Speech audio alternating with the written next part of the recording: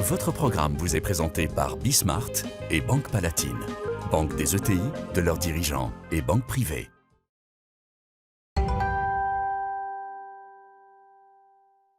Jean-Philippe Cartier avec nous, H8 Collection. Luc Breton, salut Luc. J'ai oublié, mais tu viens de faire ton sommet. On a fait le summit la semaine dernière pendant 3 jours. Voilà, c'est ça. C'était top. Le Next Gen Enterprise Summit. Next Gen Enterprise Summit et Bruno Maisonnier. Salut Bruno. Salut Another Brain. Donc recherche en intelligence artificielle. Je me tourne vers toi forcément pour démarrer cette histoire de Covid interminable. Là, je voulais voir un peu comment ça va? Comment tu prenais le choc, ça va quoi. Comment on prend le choc? Non, je pense qu'on apprend à vivre avec. Enfin, j'ai l'impression. Tu es vraiment dans cette non, dimension-là. ce qui est intéressant, parce que je pense que tu abordes le sujet par rapport à l'hôtellerie. Hein, oui, forcément. C'est intéressant, c'est qu'un lieu comme Chamonix, c'est 20 000 € de moins de réservation, enfin d'annulation dès lundi. Donc voilà, tu as une réponse précise et une question précise. Sur Chamonix, lundi, moins 20 000. Ouais, c'est ça. Voilà, anglais, tout ça, tous les gens un petit peu de pays hors France. Davis, en se disant ça va être compliqué, on ne sait pas où on va. Et donc, mais c'était revenu avant ça. C'était 100% revenu. Maintenant, on parle du sujet d'il y a une semaine. Oui. À savoir comment les gens réagissent, c'est immédiat. C'est-à-dire que dès lors que... Ils réagissent immédiatement, mais après, ce qui se passe, c'est que ça rentre dans les mœurs, on s'habitue, puis ça revient. Donc c'est un coup. Je souhaite de tout cœur que tu aies raison. Ouais. Mais après, c'est jamais marrant de voir moins 20 000 sur des résas sur une journée. J'ai suivi hier, c'est à peu près la même tendance. Donc voilà, sur des zones, toutes les zones franco-françaises, moins internationales, dévissent moins. Paris était super bien reparti à partir depuis la mi-septembre. Pour l'instant, Paris ne bouge pas, les gens reviennent, continuent.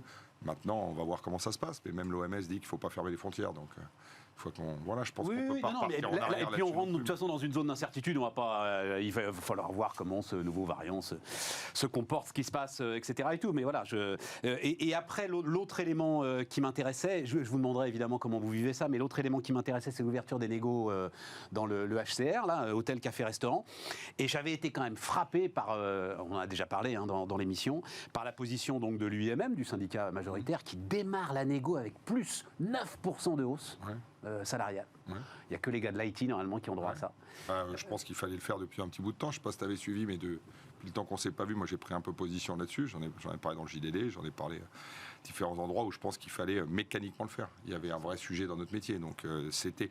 Il y a 2 points clés. Il y a le point salarial, qui est un point clé, et il y a le point organisation du temps de travail dans nos métiers. Parce que des gens qui n'ont pas de vacances du 1er mai au 30 septembre, qui n'arrivent pas à prendre une semaine avec leur femme, parce que malheureusement, quand tu es un hôtel de loisirs et de tourisme 5 étoiles dans une zone touristique, tu travailles au mois d'août, au mois de juillet. Donc c'est devenu compliqué, sauf que l'exemple, tu vas comprendre, assez simple, c'est que, je prends l'exemple, je reprends celui de l'hôtel Mont-Blanc à Chamonix, si on veut que les gens aient ne serait-ce que 15 jours de vacances pendant des périodes normales l'été, c'est 2 à 250 000 € de masse salariale supplémentaire en plus sur l'année, avec 8 à 9 personnes en plus, pour une organisation beaucoup plus modulable et qui permettent à tout le monde de ne pas partir en vacances que le 18 novembre, ce qui n'intéresse pas grand monde. 2 choses, ça veut dire, il faut que, tu les trouves les gars. Parce que c'est bien de vouloir augmenter la masse salariale, mais il va falloir que tu les trouves. On ne les trouve pas. Voilà. D'où l'augmentation de salaire indispensable. D'où l'augmentation de salaire et surtout, je me répète, mais surtout en leur garantissant, je sais pas, qu'il y aura un samedi par mois. Voilà. Qu'il y aura, et tout ça lié à ce qu'on a vu avec le télétravail, toutes les réorganisations de travail dont on a déjà parlé ici, qui fait qu'aussi que celui qui bosse dans ce métier formidable, passionnant, qui fait que t'aimes les gens et que t'es au contact de l'humain, il a aussi une femme qui peut être dans le marketing et qui est en télétravail le mardi et le jeudi, et il commence à se dire, tiens, c'est bizarre, moi je suis 12 heures par jour, voilà, et puis madame, elle est à la maison, elle y va que le lundi, le mercredi et le vendredi.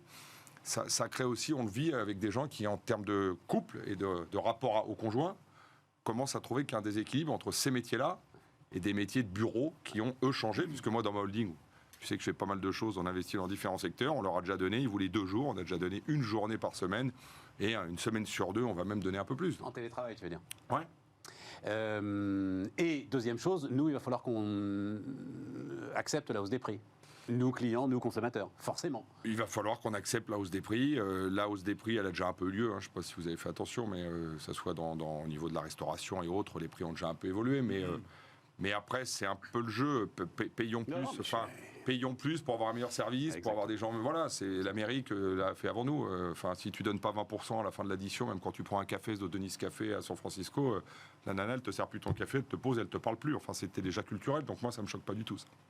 C'est ce qui s'est passé aussi sur les chaînes logistiques des GAFAM, chez Amazon, tous les métiers qui... en gros, il y a 50% de la workforce, de toute façon, qui n'est pas concernée par le télétravail. Et souvent, il y a des petits salaires sur ces métiers-là. On voit que les grands acteurs américains ont rehaussé les tarifs, parce qu'il y avait quand même un sentiment... et puis ça montait pour éviter que ça monte. Voilà, Puis les Allemands vont le faire, là. Ça y est, l'accord de coalition, c'est 12 € de l'heure, le salaire minimum. Donc, fin des mini-jobs en Allemagne, ça va être un truc, ça, très, très intéressant à suivre. Tu as raison. Est-ce qu'on va pour autant réussir à recruter je parle à beaucoup de pros qui ont des grosses affaires. On a tous le même problème, tous. Est-ce que les gens vont avoir envie de... Il va y avoir un temps de latence, quoi. Il ne faut pas qu'il soit trop long. Tu vois, il y a des affaires. Moi, j'ai 2 gros projets en cours. J'ai des amis, sans les citer, ils n'ouvrent pas tout de suite. Parce qu'il n'y a pas le monde. Non, il n'y a pas ce qu'il faut. Et sinon, Covid interminable, Luc, comment est-ce que tu... Je sais pas, à titre personnel, l'organisation de ton sommet la semaine dernière, par exemple, tu dois te dire « Wow, je suis passé juste sous la toise parce que... » Je pense qu'à une semaine près, on a évité les annulations de tous les internationaux qui venaient au summit. On avait 30 nationalités concernées. On a commencé à avoir quelques questions insistantes sur les normes de sécurité à Paris et comment ça se passait. À une semaine près, je crois qu'on devait rebasculer en virtuel ou quelque chose comme ça. Moi, je suis invité à intervenir dans des colloques, des partners meetings de grandes boîtes. Et là, je vois par exemple mes interventions sur décembre, la plupart sont passées en virtuel. Donc ils annulent Et alors mon sentiment c'est que ça n'a pas marché pareil en fait. Ah bah c'est pas un sentiment, c'est une évidence. Et je peux t'assurer que sur les 3 jours du Next Gen Summit de la semaine dernière, les gens avaient une avidité à rencontrer les autres. Ils avaient une bienveillance presque touchante de se trouver là et de pouvoir socialiser, networker. C'était incroyable le besoin qu'on a de faire ça en ce moment. Et donc les gens se précipitent sur tous les rendez-vous disponibles encore. Et ça ne va pas durer manifestement. Et c'est assez terrible, quoi. Moi, j'ai eu plusieurs événements comme ça. Il y en a eu un sur l'espace à Dubaï, on en parlera peut-être tout à l'heure. Il y a eu le Davos des Sables, là, en Arabie Saoudite. Et heureusement, on est passé dans la fenêtre de tir au ciel. Et il y avait plein de monde et tout le monde, effectivement, était très content de se retrouver. Pour Another Brain, on a eu plusieurs salons industriels, septembre, octobre, novembre. Il y en a eu plusieurs. Pas top. Tout le monde sentait bien que c'était... on retentait le coup, etc. Mais il y avait beaucoup moins de visiteurs, et ça n'a pas bien repris. Donc, je ne sais pas ce que ça va donner, parce que pour le business, sur nos jobs, sur l'industrie, pardon, ça marque, ça joue, ça a un vrai impact. Et puis après, sur le Covid qui s'installe dans la durée, c'est marrant, mais c'est plus un sujet. Moi, plus personne n'en parle chez moi. Et on remet les masques, et on refait un peu attention, un peu plus, et puis on va se vacciner, puis peut-être qu'un jour, il y aura une 4e dose, et puis finalement, on s'en fout un peu. Enfin, c'est rentré, je trouve que c'est rentré un peu dans les mœurs. Bon, mais tant mieux. Même sur ceux qui ne voulaient pas se vacciner. Tant mieux, les gars, tant mieux. Si tu n'as pas ton passe, tu ne vis pas. Mais on le voit dans tout ça se rapproche, tu le vois dans les chiffres. Nous, les chiffres d'affaires dans les grosses affaires de restauration ont été les chiffres de novembre, les chiffres du mois... c'est lunaire, c'est des grosses évolutions. Donc les gens qui ont envie de retourner, vivre, se retrouver, socialiser dans les salons ou ailleurs, les chiffres, je répète, c'est du 30-40% de plus depuis les 3 derniers mois. Donc vous pouvez garder ce rythme, ça serait cool. Bon, alors, un peu de politique là. Donc, candidature d'Éric Zemmour, vous n'avez pas eu le temps de voir le truc, vous travaillez toute la journée, vous verrez ça. Ah, si, il va faire une vidéo, non? Oui, mais il l'a faite, elle est faite. Voilà, c'est ça, t'as pas vu la vidéo. Quand elle est passée là? Oui, mais tu verras en mode Charles de Gaulle. Enfin bon, bref. Le gars. Il doute de rien. Il doute de rien. Le lendemain d'un doigt, c'est chic de faire Charles de Gaulle. Il fait, c'est le discours de Londres. Et puis derrière, donc, tu as des images assez dramatiques. Et alors, j'ai été intéressé, je vous l'ai envoyé, je ne sais pas si vous avez eu le temps de la lire. Point de vue d'Éric Woerth, donc dans les Échos, c'était la semaine dernière. Et ça m'a intéressé parce que d'abord, c'est assez rare qu'une personnalité politique non candidate, il y a Raffarin qui le fait aussi, je trouve, avec sans prendre parti pour personne, disent à un moment, ça ne va pas la façon dont ça s'en manche. Et Éric Woerth, en gros, dit il faut éviter le piège de la course à la dramaturgie et une vision de l'avenir trop anxiogène.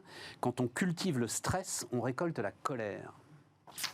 Qu'est-ce que tu penses de ça? Je pense qu'avant d'être politique ou autre, Woerth, comme d'autres, c'est un être humain, donc il voit ce qui se passe, et il analyse, il est père de famille, et il voit que ça s'en mange bizarrement, il voit que ça se droitise à 250%. Après, Zemmour, c'est un peu la caricature de tous les maux de la société. Si tu veux. On en parle souvent, c'est le sujet du moment. Enfin, on en parle avec des gens en politique, on en parle avec nos amis, tout le monde a un avis sur tout et tout le monde.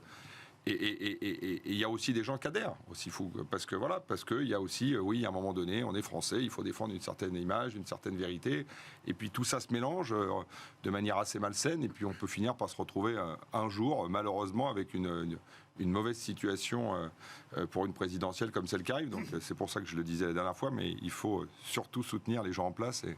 Ouais, mais il ne faut pas que les gens en place eux-mêmes. Vas-y. C'est plus intéressant quand on n'est pas d'accord. Vas-y. Moi, je voterai jamais Zemmour, évidemment. Néanmoins, je suis super content qu'ils mettent le doigt sur des sujets dont personne ne va. Et lesquels, pour moi, vas-y, lesquels? Les gens qui se retrouvent plus dans un pays qui part, je sais pas quoi, le grand remplacement, ces trucs, dans lesquels il y a de la réalité au quotidien. Il y a des tas de gens qui vivent ça. On a tous des témoignages. Il y a des tas de gens qui le vivent. Et le message de Woerth, pour moi, il va dans le sens de dire non, mais il vaut mieux minimiser, pas en parler. J'imagine que c'est quelqu'un qui vit dans les beaux quartiers. J'imagine que c'est quelqu'un qui n'est pas confronté à ça au quotidien. Mais il y a des tas de gens qui sont confrontés à un vrai sujet qui a été mis sous le tapis pour des raisons. Je ne veux pas expliquer politiquement les trucs, mais là, pour tout un tas de raisons, ça a été mis sur le tapis et on n'en parle pas. Et moi, je trouve vachement bien que quelqu'un en parle. Je trouve ça scandaleux que les gens soient agressif vis-à-vis de lui, l'empêche d'intervenir, etc. Parce que la démocratie, ça fonctionne pas comme ça. Et moi, je trouve vachement bien. Et ce qui m'intéresserait, c'est que lui, à force d'agiter ce siphon et de mettre ça sous la table, il y ait des candidats sérieux, avec ma façon de parler, mais il y ait des candidats sérieux qui se saisissent un peu de ce sujet quand même. Et qui restent pas perchés dans leur tour d'ivoire, très loin des préoccupations de plein de gens. Du sujet migratoire principalement. Tu parles oui, du sujet, principalement. il y a un bouquin qui sort avec le titre « Les Blancs sont partis ». Tu parles du sujet, les quartiers où les Blancs sont partis. Ouais, mais pas que. Moi, tu ne peux pas résumer la France à ça, tu vois. C'est-à-dire, et la phrase sans arrêt qui est de dire... Je résume sûrement pas la France à ça. Ouais, mais c'est ça le sujet, quoi. Sous prétexte de ne pas résumer la France à ça, de ne pas adresser ce sujet du tout, pour moi, c'est un problème. Mais là, il y a que ça. Tu vois, Bruno, ma famille qui vivent dans des quartiers corrects, mais qui vont dans des écoles, et leurs gamins sont dans des écoles où ils se retrouvent plus. Des profs qui sont dans des écoles où ils se retrouvent plus vraiment. Il y a des vrais sujets. Non, pour moi, ils ne sont pas majeurs, mais il y a des vrais sujets. Et il faut les adresser. Ça caricature quand même pas mal. Je pense qu'il y a plus que des quartiers. Je pense qu'il y a plus que des quartiers. Je pense qu'on dramatise un peu le sujet en France.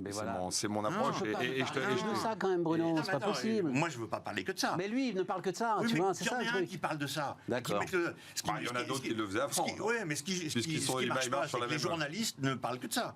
Et les journalistes, ils devraient être là pour éclairer la démocratie. C'est-à-dire pour prendre du recul en disant il y a ça, mais il y a d'autres choses. Ils ne sont pas là pour éclairer. Non, ceux qui étaient là pour éclairer, c'était les faits édifiants. Tu sais, dans la Russie de Staline, tu ne parlais pas d'un accident de métro parce que ce n'était pas édifiant, ça n'éclairait pas la démocratie, justement. Non. Ils ne sont pas là pour éclairer, les journalistes. Ils sont là pour éclairer la démocratie, pour nous aider à prendre des décisions. Et ils ne sont pas là juste pour raconter certains des faits, si tu veux le prendre à ta façon, mais tous les faits. Et dans tous les faits, il y a des conquêtes spatiales qui se passent, il y a des avancées médicales, il y a des tas de trucs positifs qui se passent, mais ça, ils n'en parlent pas. Donc, éclairer les faits, pour moi, ça veut dire parler un peu de tout. Moi, je vais te dire, Luc. Non, moi, je trouve qu'il a un segment marketing qu'il utilise à fond. De ce point de vue-là, c'est assez bien joué. Il est bien épaulé en termes de com. Et ce qui est très dérangeant... C'est pas ça, toi? Ouais, moi, je pense crois exactement le contraire. Ouais, et je pense que ce qui est très perturbant avec Zemmour, c'est que finalement, il se nourrit de tout ce qui vient contre lui. Il fait de la voile, en gros. Il avance contre le vent par la force même du vent. Et contrairement à Johnson et Trump, qui étaient quand même des gens un peu sur le même créneau marketing que je viens de décrire précédemment, mais qui avaient un déficit de culture crasse, le gars est très cultivé. Et donc, c'est ça qui est perturbant dans cet ovni politique. En plus, il n'a pas de legacy, donc c'est difficile de le prendre sur un certain nombre de sujets. Ouais, il n'y a pas de passif. Donc, c'est intéressant. Et puis, il a quand même réussi à imposer ces sujets, qu'on le veuille ou non, au cœur de la campagne. Ouais, tactiquement, il s'est bien donc, tactiquement et en termes de communication, je trouve ça... Je ne suis pas sûr que ça lui suffise pour gagner, ça c'est clair, mais en tout cas, il a poussé son avantage jusqu'à présent de manière assez incroyable. Donc, en termes de marketing, c'est intéressant à regarder. Mais moi, je crois exactement le contraire. Enfin, pardon, je te redonne la parole. Je crois exactement le contraire. Je crois justement qu'il n'y a pas de marketing, que le gars, il est inspiré, limite, un problème obsessionnel, voilà. Et que justement, il lui manque du marketing. Mais bon, voilà. Non, mais moi, après, pas de débat entre nous, mais le sujet pour moi, c'est on ne se rend pas compte à chaque fois, enfin, on a tous des histoires de vie. Moi, je suis autodidacte, j'ai déjà dit 10 fois. On vit quand même dans un pays où tout va pas si mal. Et moi qui ai eu des affaires un peu partout en France, je connais pas mal la France. Hein. J'ai investi en Camargue, j'ai investi à Avignon. Tout le monde dit Avignon, c'est dramatique. J'ai investi à Nîmes. Je connais bien mon pays. Il y a des banlieues à côté de Chamonix aussi. Voilà, des Ouches, des endroits moins agréables. Bref, pour autant, je pense que c'est terrible de penser que le débat de société qui doit animer la France et qui doit faire qu'on doit se réveiller sur des sujets, c'est que celui-là. Moi, je parle avec des chefs d'entreprise toute la journée, des gens de partout, des gens de banlieue, des gens. Vraiment, c'est pas pour faire. Attends, je te termine juste là-dessus. Il y a pas mal de choses qui vont bien. Je répète ce que j'ai dit la dernière fois quand j'étais au Portugal. Un mec qui m'a dit qu'est-ce que j'aimerais être français quand j'étais 2-3 jours au Portugal au mois d'août. À un moment donné, on n'est jamais capable de dire putain, il y a ça qui va bien, il y a le système de sécurité sociale qui va bien, on est quand même soigné gratuitement en France, on a quand même le droit de faire des études. Ma sœur a fait la fac pour 300 € par an. Enfin, il y a plein de choses qui vont bien. On a un gouvernement, on peut juger, on peut pas aimer, on peut critiquer, mais qui a fait un certain, pas politique, moi j'ai pas d'intérêt, qui a quand même fait le job, qui fait qu'on est tous là, qu'on est tous droits, qu'on s'est tous dit depuis 6 mois, ça y est, on repart, c'est super, on n'a pas perdu grand chose, on a même pas mal à rien du tout, on recommence. Et on se dit déjà, si ça referme, de toute façon on sera sauvé, on va nous protéger. Et de résumer ça un peu, de dire oui, le problème, je vais te dire, je finis juste là-dessus, il y a un problème migratoire. Le problème migratoire, il est simple, Sarkozy disait depuis 15 ans, et voilà, on parlait avec lui il n'y a pas très longtemps pour te le dire, il y a 1 milliard de gens qui vont bouger. Voilà, pour des tas de raisons, climatiques, politiques et tout. Il y a 1 milliard de gens. Qui a la réponse autour de la table? Comment on les traite? Comment on les gère? Alors, dans le pays de la mère de mon fils, qui est danoise, quand il y a un mec qui arrive à la frontière, s'il a 100 $, elle lui prennent, il leur fout un coup de pied au cul. Bon, j'en sais rien, je sais pas. Oui, mais t'en as besoin. Enfin, non, mais discussion d'avant, t'en as besoin de ces gars-là pour aller bosser dans tes hôtels, par exemple. Mais moi, je suis 150% aligné. Je fais venir les mecs de Maurice, je fais venir les mecs de partout. Et si je peux en faire venir de Madagascar et d'ailleurs, c'est d'un compliqué pour des machins, qu'il y ait des tas de choses à repositionner sur ce sujet, on peut faire 1 heure dessus. Je dis juste qu'on peut pas résumer. Moi, quand je vois Zemmour, je te dis, c'est pas. Mais me dis pas ça, je suis d'accord avec toi, il pose des sujets clés, mais je pense que ça nous résume assez mal. Non, ce que je dis, voilà. Pardon, Bruno. Oui, il n'y a pas que ça. Oui, il y a des tas de choses qui vont bien, et peut-être qu'il y a 70% des choses qui vont bien, mais il y a 30% des choses qui posent un problème, et sous prétexte qu'il y en a 70% qui vont bien, on ne parle pas du reste. Oui, mais les 30%, ils existent, c'est un vrai sujet, et enfin, il y a quelqu'un qui met le doigt dessus, et moi, je trouve ça très bien, et je trouve ça très sain. Ce truc de on ne parle pas du reste. Mais Bruno, ça fait 30 ans que je suis journaliste. Les émeutes de Garges-les-Gonesse en 95, j'étais dedans, j'ai souffert sans arrêt. Les journalistes le film là, il date de combien de temps? Absolument. Les politiques, ils ne saisissent pas de ça. 20 ans. Parce que le sujet, pour moi, c'est pas l'immigration, c'est l'intégration.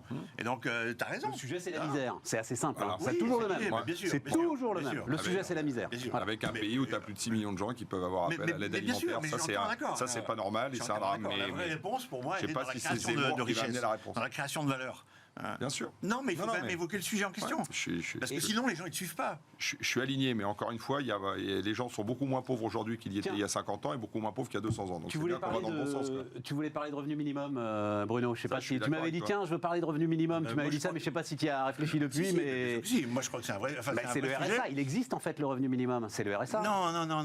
Pour moi, le revenu minimum, dans ma logique, les grandes forces en présence, c'est on passait 65% de sa vie à peu près à bosser au début du 19e siècle. Aujourd'hui, on passe 12% de sa vie au travail, en moyenne. En France, on est à 12% de sa vie. Donc ça veut dire que... C'est vrai. Tu savais ça? Je me sens pas concerné. D'accord, mais en moyenne, on est à... Toi, c'est 0% parce que c'est que du kiff. Et la question, c'est... moi, je suis concerné parce que quand j'ai fait de la robotique, on m'a dit les robots, ils vont supprimer des emplois. Quand on fait de l'IA va supprimer des emplois. Oui, il y a des tas d'emplois qui vont être supprimés, il y en a des tas de nouveaux qui vont être créés, mais pour moi, le solde de tout ça, mon estimation, on n'est que sur de l'estimation, la moitié des emplois vont disparaître. Mais ça veut dire qu'on va passer de 12% à 6%. Ça ne va pas changer la face des choses, mais ça va changer pour un certain nombre de personnes, ça va changer pour tout un tas de trucs. Et moi, je pense que le revenu minimum, le revenu universel, au sens à ce que les Allemands sont en train de tester, c'est-à-dire 1200 balles pour tout le monde, que tu bosses pas, tu as 1200 balles. Ils testent ça sur 150 personnes, je crois. Et ce qu'ils veulent voir, c'est faire un test de longue durée sur plusieurs années pour se rendre compte si ça change, si les gens arrêtent de bosser, s'ils continuent à bosser, si ça change leur comportement d'acheteur. Et moi, je trouve ça vachement sain. Avec 1200 balles, ils vont pas acheter grand-chose. Mais c'est pour ça. Je trouve ça vachement sain que quelqu'un se pose la question sérieusement sur du moyen terme. Et tu le vois, parce que moi, je suis sûr que ça va arriver. Cette histoire de revenu minimum est passionnante en ce qu'elle réunit les plus libéraux des libéraux. Parce que on te donne de l'argent et en fait c'est la liberté. La théorie libérale sur le revenu minimum, moi qui m'intéresse énormément, c'est dès ton premier jour, Donc en gros, on prend l'ensemble des aides sociales, d'accord, voilà, c'est à peu près 600 milliards en France, voilà. On divise ça par le nombre de gens, et on te verse donc une rente dès ton premier jour jusqu'à la fin, et pour tout le monde. Alors à l'époque, je disais Liliane Bettencourt, maintenant ça ne marche plus, mais tu vois ce que je veux dire, pour la famille Bettencourt comme pour là. Oui. Et donc, le calcul qu'on avait fait à l'époque, quand on en parlait beaucoup, c'est qu'un gamin en fait débarquait avec, je crois que c'était il y a 5-6 ans qu'on en parlait beaucoup, un gamin à 18, 19, 20 ans débarquait avec 100, 150 000 euros disponibles pour démarrer dans la vie. Les libéraux adorent ça, mais tu n'as plus d'aide sociale en face, attention. Hein. C'est ça le truc, hein, tu te démerdes. Voilà. C'est un peu la vision que tu as en tête. Non, tu n'es pas allé jusque-là. Ouais. Pour moi, la logique, c'est en changeant rien par ailleurs, 1200 balles, enfin j'en sais rien. Une certaine somme, hein, les Allemands mettent 1200 balles. Ouais, mais voilà, et ils testent le truc et je trouve ça vachement sain. Parce que pour moi, il y a des tas de jobs qui vont disparaître. Alors, il y en a plein qui avaient disparu de l'agriculture, de l'industrie, mais ils sont allés vers des choses plus intellectuelles. Maintenant, entre guillemets, les évolutions technologiques vont permettre de remplacer plus efficacement des jobs plus intellectuels. Et donc, les gens, après, ils vont se reporter où? Et moi, je pense qu'il y a des gens qui vont plus vraiment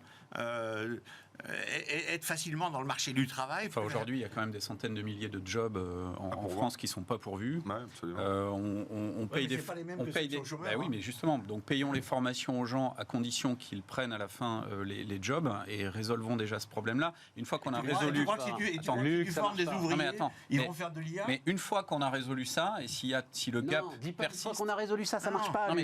30 ans, là aussi c'est pareil, c'est comme les émeutes de Gare Rigonès. Une fois qu'on a fait cet engagement de formation avec emploi au bout, là oui, pour ceux qui restent, donner un revenu minimum, ça me semble avoir du sens. Ensuite, donner un revenu minimum à ceux qui n'en ont pas besoin et à ceux qui ne veulent pas trouver de job, ça me semble donc quand même t'obliges les gars à devenir caristes, t'obliges les gars à aller bosser dans les hôtels de Jean-Philippe, mais enfin, t'en veux pas toi de gars qui seraient obligés de venir bosser chez toi? C'est pas possible.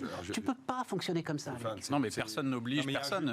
C'est juste que... Quand t'as pas le choix, tu travailles. Tu donnes de la valeur. Si toi demain, il n'y a plus rien qui marche et que ça va pas, si tu dois même monter un resto, te démerder, tu vas travailler. Évidemment. Pas le choix, tu veux travailler, mais toi, est-ce que tu vas vouloir les embaucher? Mais moi, j'embauche n'importe qui. Si je te raconte ma vie. Il y a des tas de gars qui veulent plus travailler. Non, mais ça, c'est un autre débat. Donc, est-ce qu'il faut payer les mecs qui veulent rien foutre? Exactement. C'est ça mon sujet. J'écoute avec intérêt, mais pour moi, on dit un peu n'importe quoi. Aujourd'hui, il y a des centaines de milliers d'emplois pour voir. On va me dire, est-ce qu'ils sont dans l'IA? Déjà, jusqu'à preuve du contraire, tout le monde ne bosse pas dans l'IA. Non, mais encore une fois, moi, je parle qu'à des gens qui font de la promotion immobilière, qui construisent des immeubles, qui font des buildings. Enfin, il n'y a pas que de l'IA. Je sais qu'on parle que d'IA, mais il n'y a pas que de l'IA. Et aujourd'hui, dans tous ces métiers-là, on n'arrive pas à faire des travaux pour un hôtel, à trouver un plaquiste, un mec qui me fait du bois. Je cherche aujourd'hui 100 personnes. Ça, c'est les gens qu'on peut former. Alors que les gens, il a raison. Attends, non, mais moi, je suis pas. Il dit pas, c'est pas idiot. On est capable, dans des métiers comme les nôtres, on est capable de se réinventer 20 fois. On est capable de devenir directeur d'un établissement. On est capable de devenir serveur. On est capable de gagner sa vie. On est dans ces métiers-là. Il y a des tas de métiers comme ça dans l'hôtellerie, dans la restauration, dans l'événementiel, dans des tas de métiers comme ça. Alors après, qu'il y a une problématique de transfert, de passage, d'âge parfois, parce que quand tu as plus de 50 balais. Non, mais il n'y a pas de nom. Moi, j'ai embauché un mec qui était plombier. Maintenant, il est cuisinier. Il a appris à cuisiner. Il fait des desserts. Il est très bon. Tu as 150 000 gamins tous les ans. 150 000 gamins tous les ans qui sortent de tout, qui sortent du social, qui sortent du lycée, de l'école, de tout. Ils se battent. Mais c'est ultra. Ça, c'est un autre débat. Je suis d'accord avec toi. C'est celui-là. Moi, je parle de celui qui a pas de boulot et qui a un balai. T'as une strate, mais non, t'as une strate de 2 millions de personnes là, parce que ça fait 20 ans que ça dure. Qu'est-ce que tu vas en faire? Tu vas pas les former à rien. Je sais pas, c'est pas en leur donnant 1002 par mois que tu vas les récupérer. En tout cas, le système français n'est pas incitatif. Il y a un sujet. Voilà, c'est ça le sujet. C'est bien que quelqu'un teste. Je dis pas qu'il faut pas le tester. Aujourd'hui, juste le système français n'est pas incitatif pour les remettre au travail par eux-mêmes. Voilà. Donc, si tu as le choix, tu choisis de ne pas forcément travailler et puis de toucher les aides. On l'a vécu 1000 fois, nous, dans nos métiers. Les mecs qui bossent en saisonnier 8 mois, ils se barrent 8 mois, 10 mois, ils ne réapparaissent pas, ils vivent des aides sociales. Et ils sont à Phuket à 1200 balles le mois. Mais je l'ai vu 1000 fois, mon pauvre. Je les retrouve sur les réseaux sociaux. Phuket, pousse pas un peu le bouchon là quand même. La parole, mais ils sont en couple, ils prennent 2500 balles par mois ou 3000 balles par mois de chômage à deux, mais on l'a vécu 10 000 fois dans nos métiers, je te garantis. Non, mais je pense, juste pour conclure sur le point, je pense quand même que on est dans un pays qui n'est pas si désagréable que ça. on peut tout caricaturer, on peut dire que tout va mal, ils sortent à 18 ans, ils ont 20 ans, les gamins pas formés. Enfin, regarde un peu des tas de reportages aujourd'hui, le dernier sur Envoyé spécial, sur Madagascar, tout ce qui se passe, les famines, les machins, les délires. On est quand même en France, on est quand même capable de se bouger, on est capable de se bouger derrière et d'aller travailler à 19 ans, à 20 ans. Je pense qu'il faut redonner l'incitation au travail. D'accord, mais tes chiffres, je les entends. Je te dis qu'il faut réinciter un peu au travail et ça sera beaucoup plus simple. Aujourd'hui, nous, dans nos métiers, on paye les gens correctement, on cherche du monde partout. Justement, réglons ce problème et puis il y aura pas de chômage. C'est cette phrase-là aussi de toujours, j'en reste avec mon vieil Eric Woerth là. Mais après, les gens doivent trouver aussi ce qu'ils veulent faire. C'est compliqué. Ils veulent... Le lien, donc la montée en compétence de la France doit s'accompagner d'une véritable réflexion sur le lien entre le salaire et l'utilité sociale. J'entends un peu partout cette phrase et j'ai du mal à comprendre ce qu'elle veut dire en fait, globalement. Ça vient de tous, ça vient aussi du patron, ça vient comment tu intéresses les gens à ce qu'ils font. Comment tu les rends responsables, comment tu... Voilà, c'est aussi... Le salaire, enfin pardon, on va juste deux phrases d'économie. Le salaire, c'est la fraction de la valeur ajoutée que... tu peux parler de tout, du médical, tu peux parler de 150 trucs chacun peut estimer quelle est sa quote-part de rémunération juste par rapport à une unité sociale. Une utilité sociale, je pense que là, on peut te parler du médical, par exemple, des hôpitaux. Mais comment tu le quantifies? Demande à Eric Woerth, parce qu'il a fait une sortie incroyable, alors qu'il n'est même pas candidat pour te dire une banalité comme faudrait dire. Mais c'est pas une banalité, c'est intéressant que tu l'entends sans arrêt cette histoire d'utilité sociale. Donne 40 000 € par mois à un ministre, parce que est-ce que ça vaut 6 000? Bon ben voilà, non mais est-ce qu'une infirmière ça vaut 1 200? Évidemment que non. On est tous d'accord avec ça. Jean-Philippe, moi je demande au chef d'entreprise si ça a un sens pour lui l'utilité sociale. Tu me réponds oui ou non, point à la ligne. Nous, on passe notre vie à dire aux gens qu'ils sont utiles dans nos structures. Si on va leur dire qu'ils sont inutiles, c'est pas facile de les motiver. Donc oui, toute la journée on leur dit. Le marché oriente aussi l'utilité sociale. Le marché oriente l'utilité sociale. Donc quand les consommateurs privilégient un certain nombre de produits et de services par rapport à d'autres, ils privilégient l'utilité sociale.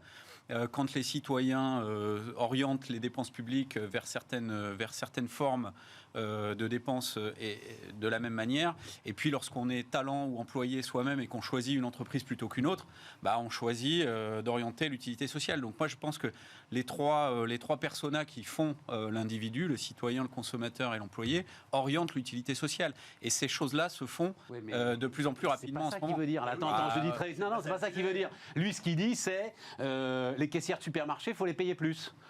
Mais parce que c'est ça l'utilité sociale. On a vu pendant le Covid 100 caissières des supermarchés qui ont pris des risques et tout. Et puis d'ailleurs, rendons leur hommage parce qu'effectivement, ils ont pris des risques incroyables à un moment où personne ne savait rien sur ce virus. Mais en face, il ne va pas dire qu'il faut augmenter les prix dans les supermarchés. Moi, l'autre exemple que j'aime bien là-dessus, c'est effectivement les infirmières et puis tout le domaine médical. Pareil. Mais c'est pas un vrai marché puisque c'est tout dirigé par l'État. Ça veut dire qu'on augmente les cotisations en face. Ouais, voilà. On accepte tous collectivement de payer payer plus d'impôts pour mieux payer les. C'est un choix politique. Aucun problème là-dessus. Mais tout le monde va être d'accord pour dire c'est bien que les autres payent plus d'impôts. Demain en bas de la page. Après, honnêtement, mais aucun problème avec ce qu'on a comme couverture et ce qu'on peut attendre de notre système de santé pour qu'on paye un peu plus de cotisation. Je trouverais ça tout à fait normal.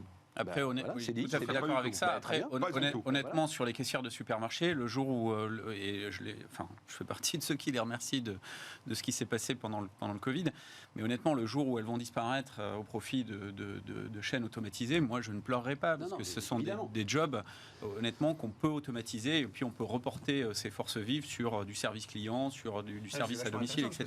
C'est un peu la contrepartie, le contrepoint de ce que tu disais, parce que tu dis elles ont un rôle social. Et toi tu dis le jour où on les automatisera, moi ça ira très bien. Non, elles ont un rôle social tant que c'est pas automatisé. Je crois que c'est ça que ça veut dire. C'est qu'aujourd'hui t'as pas le choix. Ce que ça veut dire, c'est qu'aujourd'hui t'as pas le choix. Donc elles ont un rôle social. Quand ce sera automatisé. Bon, moi je discute assez régulièrement avec les patrons de la grande distrib qui effectivement disent comme toi, c'est-à-dire qu'ils disent il y aura pas de plan social massif. C'est pas les banques. Il y aura pas de plan social massif dans la grande distrib. On aura besoin de ces caissières pour faire autre chose. Là-dessus, ils sont. Bien sûr, tout ce que tu as dit. On marque une pause, les amis. On marque une pause. On se retrouve dans un instant.